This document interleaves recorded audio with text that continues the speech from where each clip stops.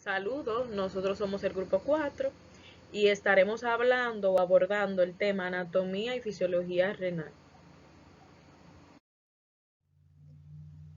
Buenas, mi nombre es Nachelin Varias Andújar. Yo le estaré hablando sobre la estructura macroscópica y ubicación de los riñones. Anatomía macroscópica de los riñones. Bueno, los riñones son dos órganos en forma de frijoles, cada uno aproximadamente del tamaño de un puño. Esto mide de longitud de 8 a 12 centímetros, de ancho de 5,7 centímetros, y el peso varía entre la mujer y el hombre. En el hombre es de 125 a 175 gramos aproximadamente, mientras que la mujer es de 115 a 155 gramos. Los riñones, están ubicados a ambos lados de la columna vertebral y son pares, es decir, son dos. Se puede reconocer por dos caras que tienen dos bordes y dos polos. Las caras son dos, son una cara anterior o convexa y una cara posterior o cóncava.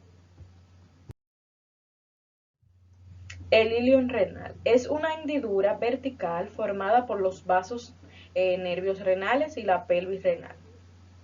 Consiste en un espacio de unos 3 centímetros de profundidad en el interior del riñón. Forma parte de las vías urinarias que a su vez se dividen en uretras y vejiga. Hablando del uréteres, sabiendo que los uréteres son conductos musculares con luz estrechas que transportan la orina desde los riñones hasta la vejiga urinaria. Presentan tres estrechamientos y cuatro porciones. La uretra es el conducto tubular a través del cual la vejiga elimina la orina al exterior durante la misión o el acto de orinar. En el hombre cumplen también una función reproductiva, hacer el conducto que transporta el semen durante la eyaculación.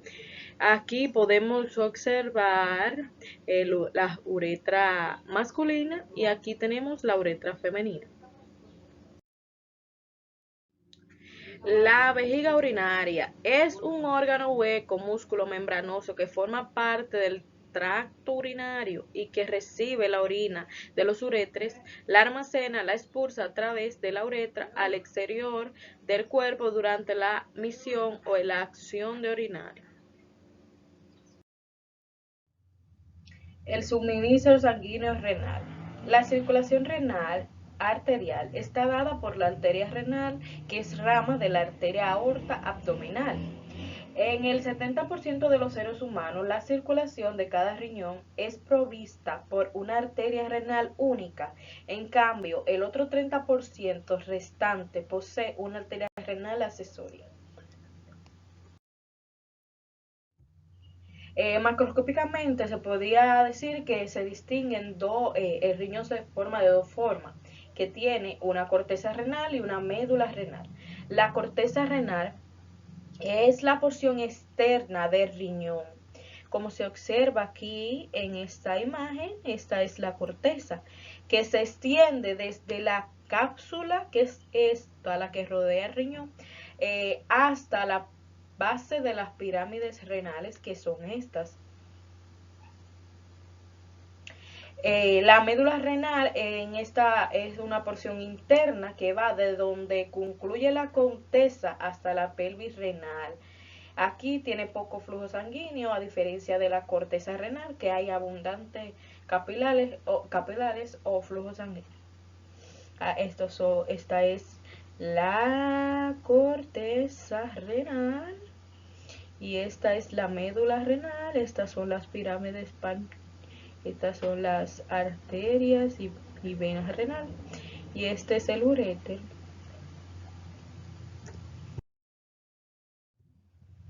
La nefrona es la unidad funcional y estructural, la unidad funcional del riñón. Cada riñón está compuesto por más de 1 millón de nefronas o unidad funcional. Las nefronas en los riñones no tienen capacidad para regenerar las nefronas, es decir, que una vez que cumplen su función no se pueden regenerar, o sea, volverse a hacer. Las neuronas se clasifican en dos grandes categorías, que son las neuronas corticales y las neuronas justamedulares. Las neuronas corticales, estas conforman alrededor del 85% de las neuronas y se originan en la parte superficial de la corteza. Sin embargo, el 15% restante son de las neuronas justamedulares. Bueno, para comparar las nefronas corticales y medular, podemos decir que las corticales son nefronas más abundantes, tienen alzas de Henle más cortas, el total de la filtración glomerular es menor y carecen de vasos rectos. Más sin embargo, las justamedular son menos abundantes, nefronas que tienen la alza de Henle más larga, la filtración glomerular total es mayor en ellas y poseen vasos rectos. Hasta aquí llegó mi exposición, ahora lo dejo con mi compañera Lady para que le siga continuando el tema. Como acaba de decir mi compañera, mi nombre es Lady Soraya Riva y yo le estaré hablando sobre la formación de la orina. Siguiente. La formación de la orina, esta se lleva a cabo en la nefrona por la filtración en los capilares del glomérulo, luego pasa del líquido filtrado y luego lo que se llama la reabsorción de sustancia útil, luego la secreción de sustancia del líquido filtrado. Siguiente, por favor. El filtrado glomerular no es más que la salida del líquido desde los capilares hacia la cápsula. La filtración glomerular, siguiente. Este proceso se lleva a cabo sobre un filtrado del plasma de orina primitiva obtenido por la filtración de plasma sanguíneo a través de la barrera, altamente especializado hacia el espacio de la cápsula de Bowman. Siguiente. La filtración glomerular. En la filtración son 125 milímetros de líquido por minuto. Se denomina como la filtración glomerular. Siguiente. La reabsorción y secreción tubular. Desde la cápsula de Bowman, el filtrado glomerular se desplaza hacia los segmentos tubulares de la nefrona, es decir, en su movimiento por el lusme de transporte. Siguiente.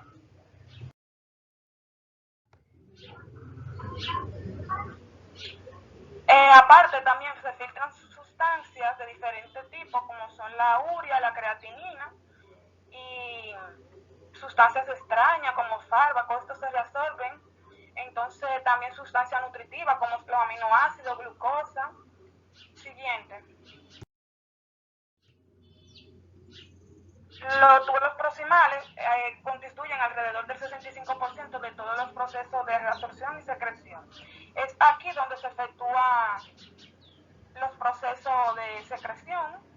Entonces, ahí casi se completa la reabsorción de sustancias nutritivas como son los glucosa, aminoácidos, vitaminas solubles en agua, entre otras. Siguiente.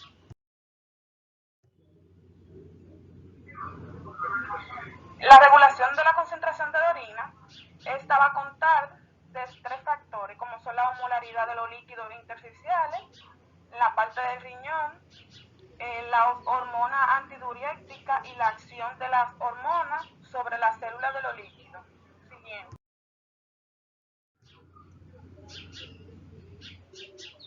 La regulación del flujo sanguíneo renal, se lleva a cabo, o sea, el flujo sanguíneo renal en adultos son de 70 kilogramos de flujo que pasa por los riñones, que es de unos 1000 mililitros por minuto, que es decir, es del 20 al 25% del gasto cardíaco. Los riñones constituyen el 0.4% del peso corporal y el objetivo del flujo es aportar muchos plasma para la elevación de la filtración.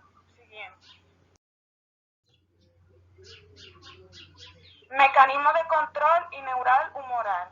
Los riñones están rápidamente inervados por el sistema nervioso simpático Este incremento se debe a la actividad simpática que causa contrición en las arteriolas aferentes y eferentes. Siguiente. Efecto del incremento de proteína y carga de glucosa. Aun cuando el flujo sanguíneo renal está normal, también hay dos condiciones que lo incrementan, como estas son la cantidad de mayor de proteína en la dieta, un aumento de glucosa en la sangre, y al ingerir una dieta con contenido alto de proteína, el flujo sanguíneo renal aumenta del 20% al 30% en una hora o dos. Siguiente. Los mecanismos de autorregulación son para permitir este flujo sanguíneo renal relativamente consta a pesar del cambio en la presión arterial, mantener el aparato de oxígeno, nutrientes en valores normales, mantener que permita que la secreción renal del agua y el soluto. Siguiente.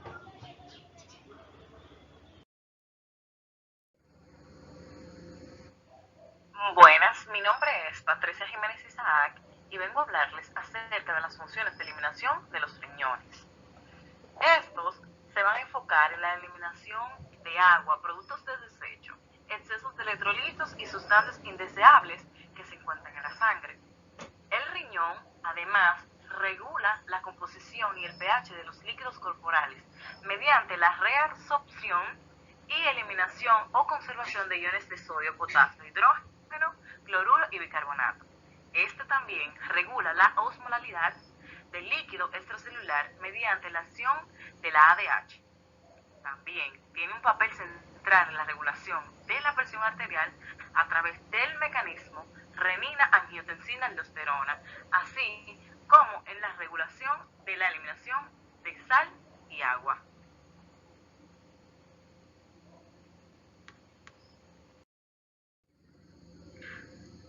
Dentro de las funciones de eliminación de los riñones vamos a tener la depuración renal, la regulación de la eliminación de sodio-potasio, regulación del pH.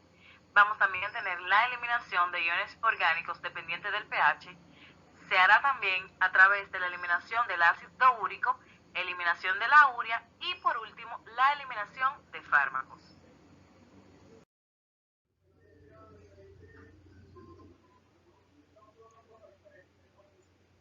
La depuración renal es el volumen de plasma que se depura por completo cada minuto de cualquier sustancia que encuentre su camino en la orina. Este va a estar determinado por la capacidad de la sustancia para ser filtrada en los glomérulos y la de los túbulos renales para reabsorber o secretar la sustancia.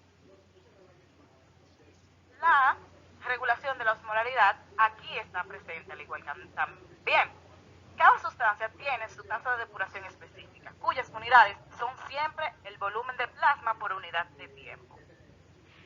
Vamos a encontrar que la determinación de la capacidad de la sustancia puede ser filtrada a través de los glomérulos y los túbulos renales.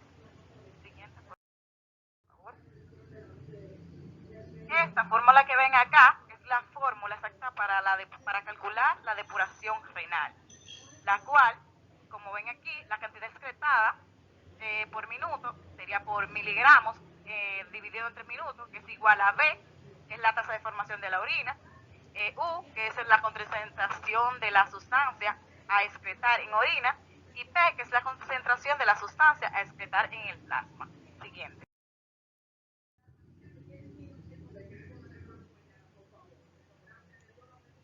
La regulación de la eliminación de sodio-potasio, esta está regulada por el volumen de la filtración glomerular y los agentes humorales, los cuales van a controlar la reabsorción. La aldosterona tiene una función en la regulación de la eliminación de sodio y potasio. El péptido natriurético auricular, PN, el cual va a contribuir a la regulación de la eliminación de sodio. La reabsorción del sodio en el túbulo distal y el conducto corrector es más variable, lo cual va a depender de la presencia de la aldosterona, la cual es una hormona secretada por las glándulas suprarrenales. En la presencia de aldosterona, casi todo el sodio está en el líquido tubular distal, la cual reabsorbe, y la orina está en presencia en estado libre de sodio. favor, puede pasar. En la regulación del pH, los riñones regulan el pH corporal conservando la base de bicarbonato y eliminando los iones de hidrógeno. Ni los sistemas amortiguadores de la sangre ni los mecanismos respiratorios de control para eliminar el dióxido de carbono son capaces de eliminar iones de hidrógeno del cuerpo. Los riñones sí lo hacen. Estos lo hacen a través de tres principales amortiguadores urinarios, los cuales son el bicarbonato, el fosfato y el amoníaco. Los iones de bicarbonato, estos van a estar presentes en el filtrado urinario, lo cual se van a combinar con iones de hidrógeno y se excretarán en el líquido tubular. El ion de fosfato, el cual es un producto metabólico final que se filtra en el líquido tubular, este se va a combinar con un ion de hidrógeno secretado y este no se reabsorbe. Y el amoníaco, este se sintetiza en células tubulares por desanimación del aminoácido glutamín. También se difunde en el líquido tubular. Siguiente, por favor. La eliminación de iones orgánicos dependientes del pH. Este se va a hacer en el túbulo proximal, el cual este túbulo va a secretar de forma activa enormes cantidades de diferentes aniones orgánicos. Aniones que pueden ser extraños, tales cuales como el salicilato y la penicilina, los cuales producen de manera endógena, y los ácidos biliares y ácido úrico, los cuales se secretan activamente en el líquido tubular. Siguiente. Eliminación del ácido úrico. El ácido úrico es un producto de metabolismo de la orina. Las concentraciones altas sanguíneas sucesivamente en la sangre es llamado hiperuricemia, las cuales causan gotas, y las concentraciones urinarias excesivas forman cálculos renales. Este se filtra con facilidad en el glomérulo y se reabsorbe y se excreta en el túbulo proximal. Siguiente.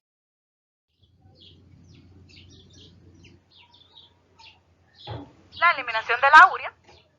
Como todos saben, la urea es un producto final del metabolismo de las proteínas. Un adulto normal produce 25 gramos por día a 29 gramos por día, y la cantidad de urea aumenta cuando se ingiere una dieta con contenido alto de proteínas. Siguiente, por favor.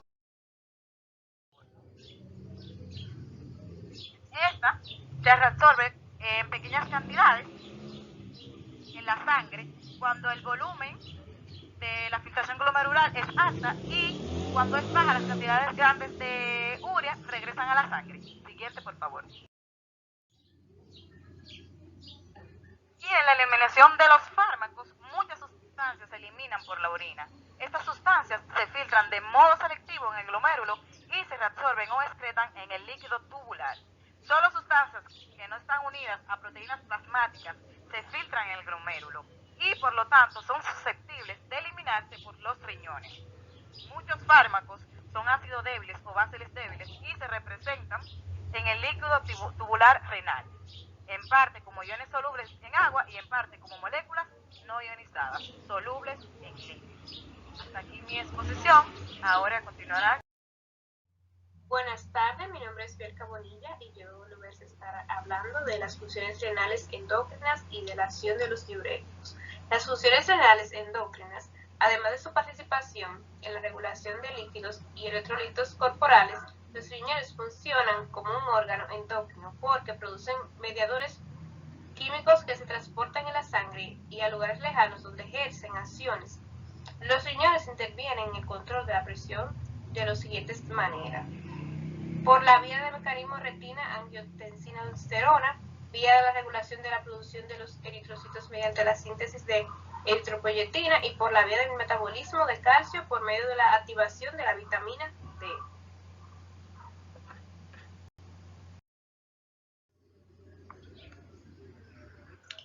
Mecanismo renina-angiotensina-aldosterona. Este mecanismo desempeña un papel importante en la regulación a corto y largo plazo de la presión arterial. La renina es una enzima que sintetiza y almacena en las células histoglomerulares de los riñones. Se supone que esta enzima se libera en respuesta a un decremento del flujo sanguíneo renal o a un cambio en la composición del líquido tubular distal o como resultado de la estimulación del sistema nervioso simpático. Siguiente.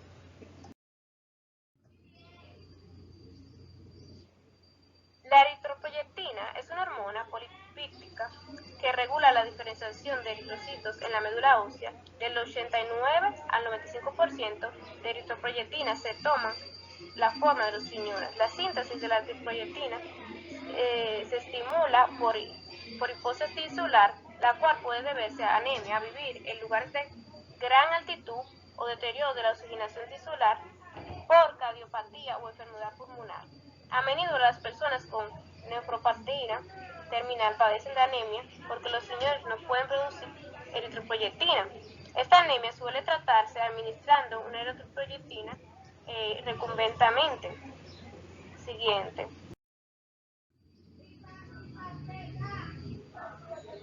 Vitamina D. La activación de la vitamina D tiene lugar en los riñones. La vitamina D incrementa la absorción del calcio del tubo digestivo y ayuda a controlar el depósito de calcio en los huesos. Además, tiene un leve efecto estimulante en la absorción del calcio renal, aunque la vitamina D no es sintetizada ni liberada por una glándula endocrina. A menudo se considera como una hormona debido a su vía de activación molecular y del mecanismo de acción. Siguiente.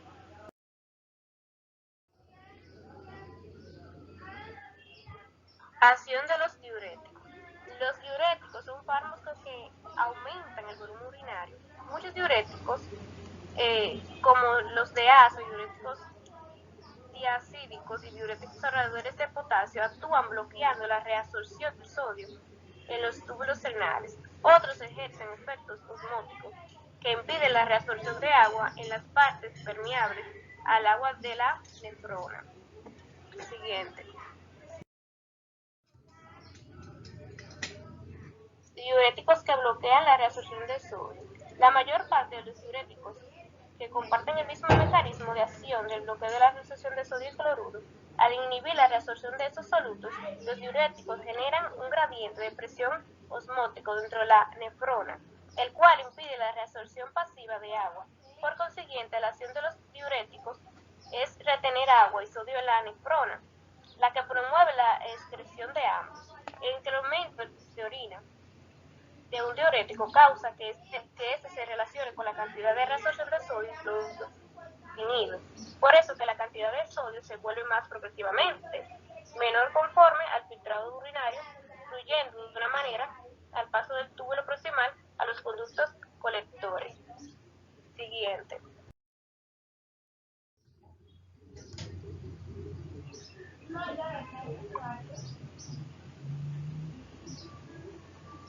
Diuréticos osmóticos. Los diuréticos osmóticos actúan en el tubo proximal y la rama ascendente del asa de Henle, los cuales son muy permeables. Estos pueden contraerse con los diuréticos de asa, los tacídicos y los ahorradores de potasio, que ejercen sus efectos mediante el bloqueo de mecanismos específicos del transporte tubular de sodio. Los diuréticos osmóticos que se filtran pero no se reabsorben hacen que el agua se retenga, y esto para lo que es el filtrado urinario y produzca la diuresis de agua.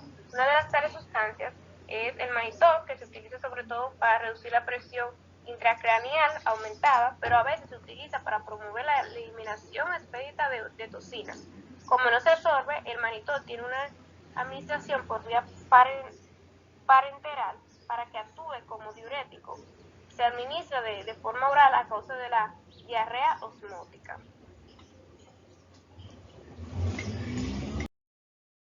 Buenas tardes, mi nombre es Claribel Herrera y yo les voy a hablar acerca de las pruebas de función renal. Como ya sabemos, la función de los riñones es filtrar la sangre, reabsorber de forma selectiva las sustancias que son necesarias para conservar un líquido corporal constante y excretar los desechos producidos por el metabolismo. La composición de la orina y la sangre nos proveen información valiosa acerca de si la función renal es adecuada. Las pruebas utilizadas para saber el funcionamiento renal son pruebas urinarias, velocidad de filtración glomerular y pruebas sanguíneas. Pruebas urinarias. La orina es un líquido transparente color ámbar que consiste en alrededor del 95% de agua y el 5% de sólidos disueltos. Por lo regular, los riñones producen a diario casi 1,5 litros de orina y esta normal contiene desechos metabólicos y pocas o ninguna proteínas plasmáticas. También contiene elementos formes de la sangre o moléculas de glucosa. Las pruebas urinarias se efectúan con una sola muestra de orina o una muestra de orina de 24 horas.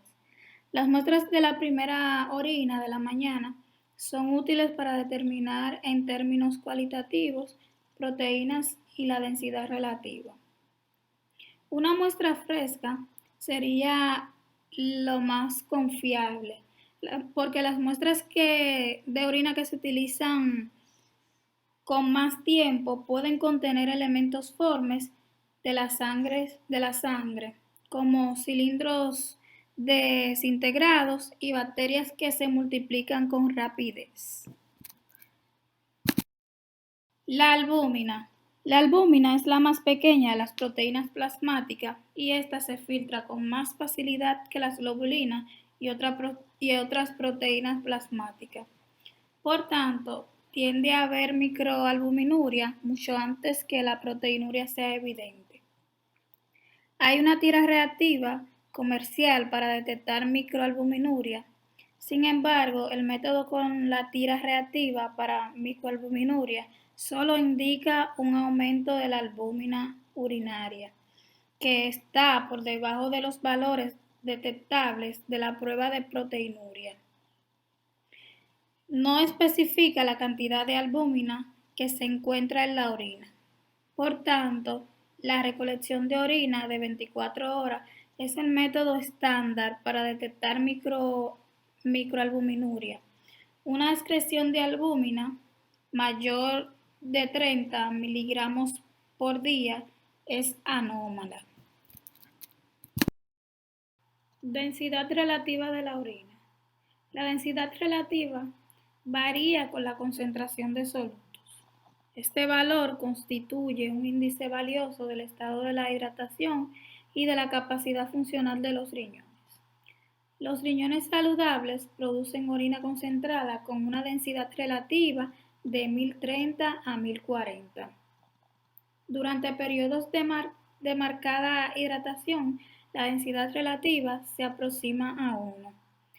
En caso de función renal reducida, los riñones pierden la capacidad para concentrar la orina y su densidad relativa puede alcanzar concentraciones de 1006 a 1010. El intervalo usual es de 1010 a 1025 con una ingesta normal de líquidos.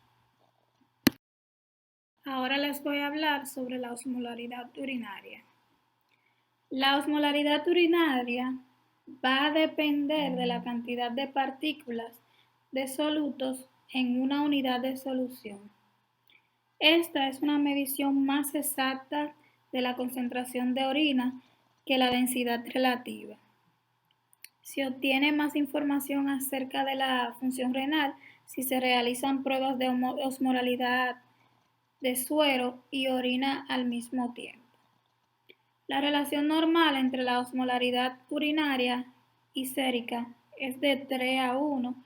Una relación orina-suero alta se observa en orina concentrada. En caso de que la capacidad de concentración sea deficiente, la relación es baja.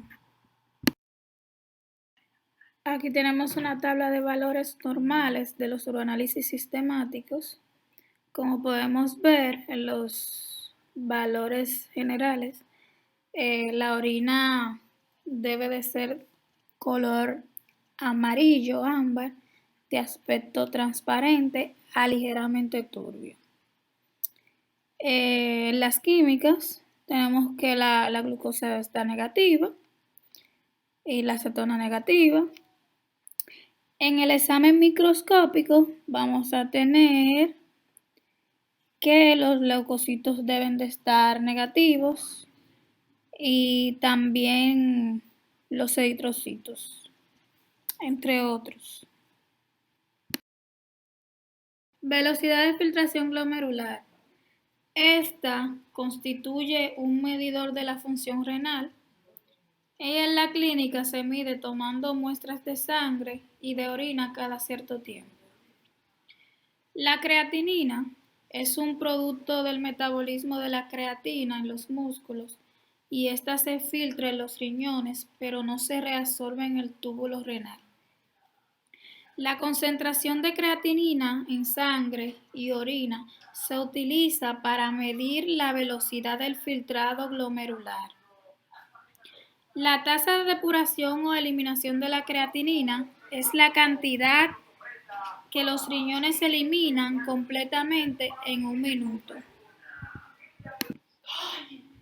La fórmula se expresa como D es igual a UV por P, en donde D es la tasa de depuración, mililitros por minuto, y U representa la concentración de la orina, miligramos por decilitro, mientras que la V es el volumen de orina excretado, mililitros por minuto o 24 horas. Y la P es la concentración de plasma, miligramos por decilitro. La depuración de creatinina normal es de 115 mililitros por minuto a 125 mililitros por minuto. Este valor se corrige por área de superficie corporal, lo cual refleja la masa muscular donde el metabolismo de la creatinina se efectúa. La prueba puede hacerse cada 24 horas y la sangre se extrae cuando la colección de orina se completa. Pruebas sanguíneas. Las pruebas sanguíneas de sangre nos brindan información valiosa acerca de la capacidad de los riñones para eliminar de la sangre desechos que el metabolismo produce y mantener una composición normal de electrolitos y pH de la sangre. Dentro de estas tenemos la proteína sérica y el nitrógeno úrico en sangre. La creatina sérica. La creatina sérica se utiliza como medida de detección de la función renal. Esta es un producto del metabolismo de la creatina en los músculos y su función y liberación es más o menos constante y proporcional a la cantidad de masa muscular presente. La creatinina se filtra con facilidad en los glomérulos, no se absorbe en los túbulos y no pasa a la sangre, y solo una cantidad mínima es secretada a los túbulos desde la sangre. Por tanto, sus valores en sangre dependen de manera estrecha de la velocidad de filtración glomerular. El valor normal de la creatinina se aproxima a 0,7 miligramos por decilitro de sangre en mujeres y 1,5 miligramos por decilitro de sangre en hombres. Nitrógeno úrico en sangre.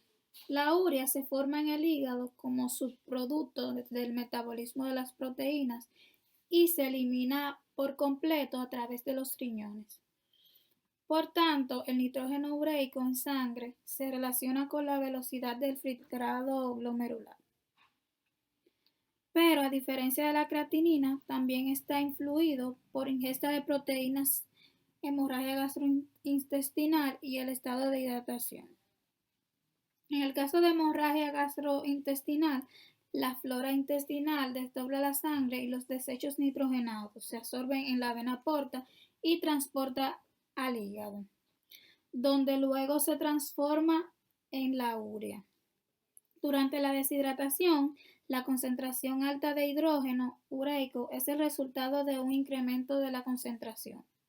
Antes de que haya un aumento significativo de la concentración de nitrógeno ureico, tienen que haberse perdido alrededor de 2/3 partes de la función renal. El nitrógeno ureico es menos específico en caso de insuficiencia renal que la creatinina, pero la relación nitrógeno ureico en sangre, creatinina, podría proporcionar información diagnóstica que nos pueda servir. La relación normal se aproxima de 10:1, relaciones mayores de 15:1. Estas representan afecciones renales como insuficiencia cardíaca congestiva y hemorragia del tubo digestivo superior, que producen un aumento de nitrógeno ureico en sangre, pero no de creatinina. Una relación menor de 10:1 se detecta en personas con hepatopatía y en aquellas que reciben una dieta baja en proteínas o diálisis crónica, porque el nitrógeno ureico en sangre se dializa con más facilidad que la creatinina. Hasta aquí mi exposición. Buenas tardes, mi nombre es Kenia Melissa Pimentel y yo voy a continuarles hablando acerca de diversas pruebas que se utilizan en cuanto a la función renal. La cistoscopía. Esta es una técnica que constituye un medio para la visualización directa de lo que es la uretra, la vejiga y los orificios ureterales. Se apoya en el empleo de un cistoscopio, que no es más que un instrumento con lente iluminada, el cual se inserta por la uretra hasta la vejiga. Cabe destacar que este tipo de estudio es utilizado para la obtención de muestras de biopsia, lesiones, cálculos pequeños y los cuerpos extraños que pueden extraerse desde la vejiga. La ureteroscopía puede aplicarse para extraer cálculos del uréter y ayudar en el tratamiento de afecciones ureterales como los estrechamientos. En los resultados anormales que nos puede arrojar a la hora de realizar una cistoscopía, podemos obtener las anomalías de la próstata, desde donde se dan el agrandamiento, como mencioné anteriormente, obstrucción o hasta sangrados, pólipos, divertículos, quistes y tumores, además de estenosis ureterales o lesiones de la vejiga, cálculos en la misma, úlceras y descomprensión en la pared vesical o la pared de la vejiga, así también como la uretritis crónica. Otra de las pruebas dentro de las funciones renales que podemos destacar está la ecografía. Esta no es más que una prueba diagnóstica a través de la cual se emplean ondas sonoras de alta frecuencia para poder observar determinados órganos situados en el interior del cuerpo y que no se pueden visualizar de manera directa. Este procedimiento es indoloro y no invasivo, además de que no requiere una preparación previa del paciente. La ecografía está empleada para ver las estructuras de los riñones, como ya antes mencionada, y que no pueden ser visibles, además de que puede ser útil en el diagnóstico de muchas otras afecciones. Cabe destacar que este tipo de estudio ha resultado ser útil para el diagnóstico de ciertas afecciones, como lo son las anomalías congénitas, los abscesos renales, la hidronefrosis, los cálculos renales y los quistes y tumores renales. Además de que el empleo de la ecografía también posibilita la colocación exacta de agujas para biopsia renal y catéteres para la nefrostomía percutánea. Ya en resumen, los exámenes citoscópicos pueden emplearse para visualizar directamente la uretra, la vejiga y los uréteres. La ecografía, también mencionada, se utiliza para determinar dimensiones de los riñones y las imágenes renales obtenidas con radionúclidos son utilizadas para evaluar las estructuras de los riñones. Hasta aquí ha sido nuestra exposición. Espero que les haya gustado. Buenas tardes. Nada, gracias por su atención. Esta fue nuestra exposición acerca de la anatomía y fisiología renal.